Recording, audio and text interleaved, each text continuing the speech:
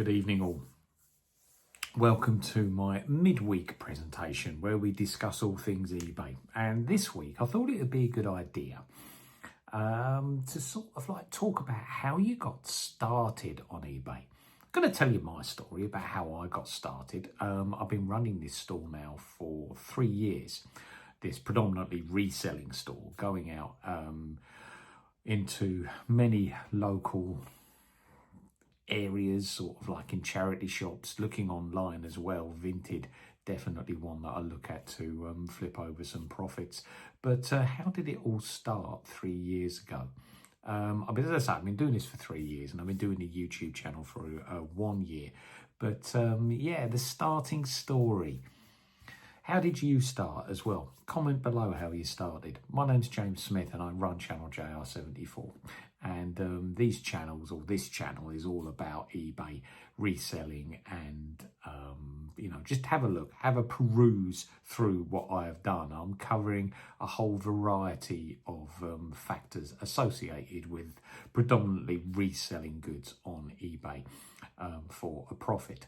Right. Without any further ado, this is my story about how I got started on eBay.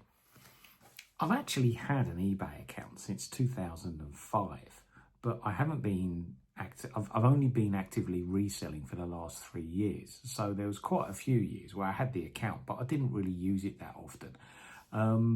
Going back in the annals of my mind, 2005, I was thinking about, well, why did I join it? Was it to sell or was it to buy? And I think it was to sell. I think if I remember rightly, we had a G-plan table that was one that you could pull apart with the flippy bit inside it and make it into a bigger table, but it wasn't quite fitting in with how we wanted to design the house. So I remember I put it on eBay and I sold it for I think it was about 30 or 40 quid or something like that. I still remember that table because I can remember my dad bringing it down to me and having it strapped to the roof of his car. It's one of those memories I'll always have. Driving down our street with this huge table just strapped to his roof rack with the legs going up. But yeah, that's how I started. I'm pretty sure it is anyway. And over the years, I've always used eBay to sell cars. Whenever I've got a new car, I've always sold the old car on eBay because I feel that you get a better price than part Xing it at the local garage. So I've always done that. And as well, I think I've used it to buy a few things as well. But it wasn't until 2022 when I was thinking, yeah, coming up to 50 years old. I'm 50 now, so I would have been 47 at the time. And I'm thinking to myself, yeah, I've been in the teaching profession for quite some years now. And it's all getting a bit stale. I just wanted something new. I wanted a bit of a new challenge. And I wasn't particularly interested in taking that challenge at work. I wanted to do it outside. I wanted something totally different. So I was in the mindset of looking out for something to do. I was beginning to think along those lines anyway. And I can remember there's something that actually started it all off. And sometimes you come across situations like this where it just takes one thing just to get you looking in the right direction. Okay. Some people call it fate. And I think in a way it was fate because I was looking for a new challenge. The lovely Mrs. S, my wife, found one of our son's earpods, the Apple AirPods. I can remember he lost one of them at school. Okay, I weren't very happy about it because they're quite expensive. But then he must have put the case and the remaining AirPod that he didn't lose just under his bed. And I think we just got him a cheap pair to take to school. Okay, the sort that looked like this. And he put it under his bed and it was forgotten about. But then my wife found them again. And I was looking at them and thinking to myself, surely I can break this. I can sell off the case, sell off the right earbud and maybe there's a market for it on eBay. So I remember I sat down and I had a look, and I was quite surprised with what I saw, like the opportunity that was actually out there in terms of basically selling anything. Now, I knew that eBay sold anything anyway. I did know that, but I didn't realize just how many people were doing it and the sort of prices that these things were going for. So ultimately I put it on, reactivated my account. I think I had to reset my password, remembering what it actually was. But then I sold this charging case and this earpod for a pretty decent amount of money. Gave it to my son, said, look, okay, look, we've done this now. And Julie, he then bought a second-hand pair with that money that he made, okay, with adding some of his pocket money onto it. And this got me thinking. And I then started to look on Facebook Marketplace and get some earpods and begin to break them into right AirPod, left AirPod and charging case, like the first generation ones, the second generation ones, and start to sell them off, because I was finding that you could make a bit of money by doing this, especially if you looked on Facebook Marketplace. The problem was that, and I learned this quite quickly, not all of them are genuine. You know, I began to learn about how to spot the fakes quite quickly. There was unfortunately one situation where somebody bought one and then a couple of months later messaged me back saying, look, it broke. We took it to Apple and they said it was a fake. So I immediately refunded them, and that got me thinking, the boxes you can usually tell a fake box because it's sort of like, it's just folded in, that all the bits aren't glued. Okay, with a proper Apple box, it's properly made, and if you actually hold it, the bottom parts are just slide out slowly. Okay, you know, with the fake ones that doesn't happen. So that's one way of telling. Another way of telling is to flip the lid open and shine a torch underneath it, and you can see all the circuitry inside, and the circuitry has got to look a certain way. You can quite easily tell when you do that if it's fake or not. But to be quite honest with you, I wasn't comfortable with this because there were so many fakes on the market that I didn't want to be known for. I wanted to be totally and utterly honest. I didn't want to be involved in a product where I was pretty sure that it wasn't a fake, but I couldn't be 100% sure. So I started thinking about other things. One thing that I knew about was brands and clothing and men's clothing. And when I thought about it, I wanted to know a little bit more about it. I wanted to get involved in it. And my wife's always been somebody who loves going into charity shops. And ever since we've been together, she's certainly opened up my eyes to the charity shop world. I mean, one thing I love about them is that you go in there and you just don't know what's going to be on the shelves. You could find a little treasure somewhere, and it's the hunt. It's actually looking for something like that, which I find is enjoyable. Okay, it's what I enjoy doing. So I started to put clothing on. Instead of the AirPods, I started to put clothing on. And I can remember the first bit of clothing that I sold was a pair of denim animal like surfing shorts, and I sold those. And then I began to get more things, and then I began to put more things on, and the sales began to come through, and it all started to go quite nicely.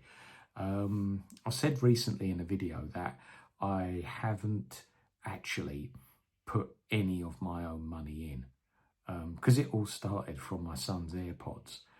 Even though we gave him the profit from it, that actually allowed me to begin to reinvest and actually begin to grow the business. I haven't invested anything, any of my own money into this business. It's been purely from buying and selling. Okay, the best way that you can start doing this is to go around your own house and find what you have, and that's exactly what I did as well, to get the business started and get it running up. I then started to move into shoes as well. And the shoes are good because I find that both men and women's shoes sell well. And yeah, I do know a little bit about them. Again, I know about the brands, and I do like actually trying out new stuff, trying out new brands and seeing if that works. One thing that I've learned very, very quickly is that it's really important to log on a spreadsheet everything that you do, so that gives you time to look back over what you have done and what has worked well and what hasn't worked so well. Clothing, shoes, small electronics is really, I suppose, the three things that I do mainly. There's some ceramics in there as well. But all of these things are small, easy to store, easy to post, and have a little bit of value in each and everything that you get. Okay, so it's a challenge. It's a challenge. Getting something and thinking to yourself, yeah, I think there's a bit of profit in that. And I would say 96-97% of the time I'm right. That's the amount of stuff that makes a profit from what I sell. So yeah, that's basically it. I mean, but I'm saying that I fell into it. There was a lot of things that aligned themselves right at the right time. I got 4 kids, and I can remember that summer, or that year in 2022, we went away in the Easter, but we didn't go away in the summer holiday. And I haven't done that for a long time. I'm normally away in the summer holiday for at least a week or so. And I can remember sitting on the back step and looking up at the sky and seeing all these aeroplanes just flying everywhere, and thinking to myself, oh yeah, I wouldn't mind being on one of those. But the thing is, with 4 kids, it costs. And the kids were growing up as well. When I say kids, at that time, we're talking 19, 2 17s and a 15. Okay, so there wasn't any free child places or any child rates for any of them now. Okay, you were paying full whack. And it's expensive. It is expensive. So I just thought to myself, do you know what? Let's just do something in my spare time. Let's develop a little side hustle so that I can just get a bit more cash so that we can go away for like city breaks or something along those lines. And that's exactly what I did. So it's coupled with finding those AirPods and just then rediscovering eBay and seeing what you can actually sell on eBay, which basically is, as long as it's legal, it's limitless. And just having the desire to do it as well. Okay. If you haven't got, I mean, a lot of people have got desire to make money. Yes. Okay. We all like making money, but you do have to have the motivation to do it as well. Because if you don't, it's got to be regular listing, and it's got to be looking for things to put onto your store regularly. Because if you just think that you're just going to put a couple of things a month on, the algorithm for eBay doesn't really support that. You will sell them, but by God, will it take a long time. The eBay algorithm really, really does favour those people that list regularly.